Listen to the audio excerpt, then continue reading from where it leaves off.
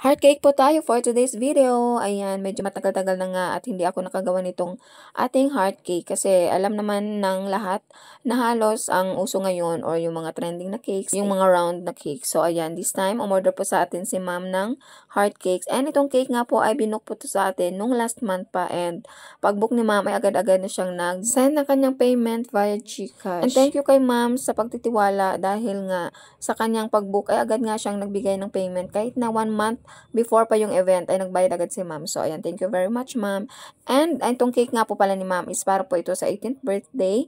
And then, ang kanyang kulay nito is burgundy. Pero hindi ko alam guys kung ito ba yung tamang burgundy para po sa inyo. Kasi yung actual color nito at saka yung sa video kasi hindi kasi siya masyadong pareho. Iba talaga kasi yung actual na picture or actual na ano ba yung tawag natin, actual na color compare natin sa video, kasi minsan pag sa video hindi natin alam o hindi natin nakikita yung real color talaga kung ano sa actual kasi nakadepende kasi sa lightning ng ating camera or minsan sa mga angle ng pagkuha ng video, ganun.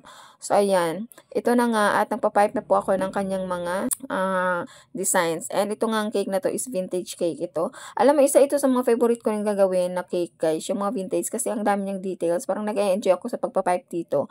And ayan nga, dahil nga dito sa burgundy na kulay na to ay napakagastos natin dito sa food color guys, kasi kailangan natin ng dark, and hindi lang ito isang color yung ginamit ko dito. Burgundy nga yung food color na ginamit ko dito, pero nag-add pa rin po ako dito ng red, brown, and kunting black lang para kuha talaga natin itong saktong kulay nito.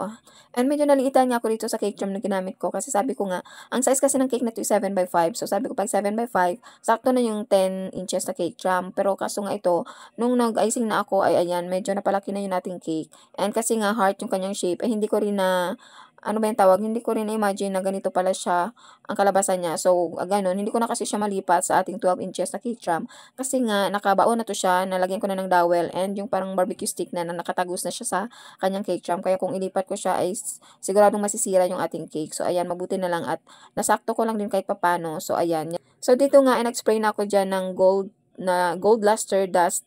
Ang dapat kasi sanang gamitin ko dyan is yung silver para kung makita nyo yung cake ay para siyang shiny parang ganun. Kaso naubusan ako, hindi ko rin alam na wala na pala akong silver na gold dust. So ayan, mabuti na lang at medyo carry lang naman kahit na gold yung ating spray dyan. So maganda yan siya sa actual guys kasi pag titingnan nyo parang pakintab-kintab yung ating cake. So ayan, yan na nga po pala ang ating final look ng ating cake. So ayan guys, sa tingin nyo, nakuha ko ba o nabigyan ko ba ng hustisya yung order ni ma'am? Kasi dito sa picture kahit sa angle ko siya titingnan guys, hindi siya perfect heart.